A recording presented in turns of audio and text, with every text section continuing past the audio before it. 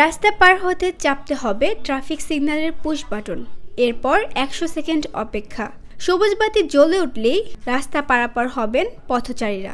সকালে নিরাপদ পথচারী পারাপারে পরীক্ষামূলক প্রকল্প চালু করা হয় মিরপুর 2 নম্বরে। রাজধানীর সড়কে শৃঙ্খলা ফিরিয়ে আনা এবং পথচারীদের নিরাপদ চলাচল নিশ্চিতে বেসরকারি প্রতিষ্ঠান জাইকার অর্থায়নে প্রকল্পটি ব্যবস্থাপনার দায়িত্বে আছে ঢাকা মহানগর পুলিশের ট্রাফিক বিভাগ। এটা একটা পরীক্ষামূলক প্রকল্প এবং এটার নাম হচ্ছে যে Dhaka road traffic safety project DRSP, এবং এটা ডিএমপির একটা প্রজেক্ট। এটার technical cooperation project of JICA for DMP. আর এটা মেইনলি আমরা ডিসিশন এবং সব কিছু আমাদের জয়েন্ট কোঅর্ডিনেশন কমিটি মিটিং হয়, এবং আমাদের অন্যান্য স্টেক হোল্ডার যারা আছে ডিএমপি ছাড়া রাস্তার সাথে সম্পর্কিত city corporation, BRTA, BRTC, DTCA, so সেইখানের একটা জেসিসি মিটিংয়ে আমাদের এই ডিসকাশনটা হয় যে আমরা কোথায় এই জিনিসটা করতে চাই।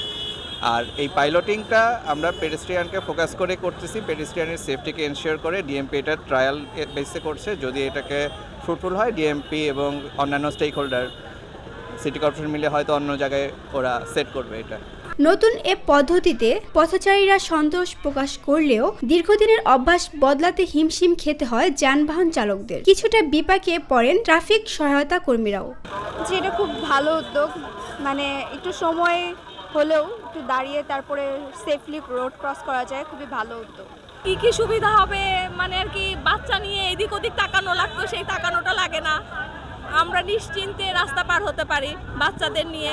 2টা বাচ্চা নিয়ে যেহেতু রাস্তা পার হতে হয় প্রত্যেক দিন। যদি এরকম সব জায়গায় ট্রাফিক সিগন্যাল থাকে তাহলে সাধারণত যারা ছোট শিক্ষার্থী, তারপর যারা বয়স্ক মানুষ, এদের জন্য রাস্তা পারাপার হতে খুব সহজ হবে। আগে যেমন হয়তো মানে গাড়ি চলতেছে হঠাৎ করে একদল মানুষ সামনে চলে আসছে, এতে অ্যাক্সিডেন্টের পরিমাণ অনেক বেশি হয়। তারপর অনেকে যাদের হার্টের প্রবলেম থাকে, বৃদ্ধদের, ওনারা মানে হঠাৎই রাস্তা হার্ট অ্যাটাক করে ফেলে।